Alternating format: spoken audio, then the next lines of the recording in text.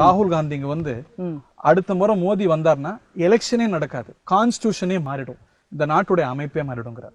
நாங்கெல்லாம் கவலைப்படணும். எமர்ஜென்சி காலத்தில் நீங்க வாழ்ந்திருந்தீங்கன்னா அந்த மாதிரி செயலை பண்ணக்கூடியவங்க அவங்க தான். அவங்க பாட்டி பண்ணாங்க. அவங்க மனசுலயும் பிரைம் மினிஸ்டரோட ஆர்டினன்ஸை பப்ளிக்ல கிழிச்சு போட்டவர் இதை பேசுறாரு. கிழிச்சு போட்டா அந்த பிரைம் மினிஸ்டர் பதவிக்கும் அவமரியாதை, சட்டத்தை கொண்டு வரக்கூடிய நம்மளுடைய கான்ஸ்டிடியூஷனுக்கு அவமரியாதை, அது பார்லிமெண்ட்டுக்கு எடுத்துட்டு போகும்போது அதுவும் பார்லிமெண்ட் இன்சல்ட் பண்ண மாதிரி அதுவும் அவமரியாதை.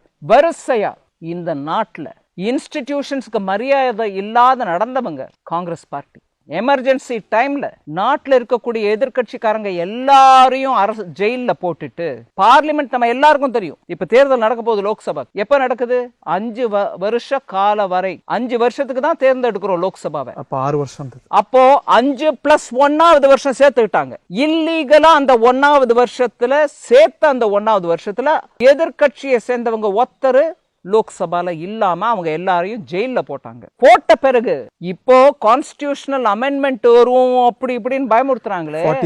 அப்ப 42nd அமெண்ட்மெண்ட் எடுத்துட்டு வந்தது அந்த இல்லீகல் 1வது வருஷம். 5லேருந்து 1வது வருஷம் சேர்த்து அந்த 1வது வருஷத்துல 42nd அமெண்ட்மெண்ட் எடுத்துட்டு வந்தாங்க. அந்த அமெண்ட்மெண்ட் நம்ம கான்ஸ்டிடியூஷன் தயார் பண்ண நாளைக்கு அம்பேத்கர் ஜெயந்தி வருதுங்க. அவரை நினைச்சு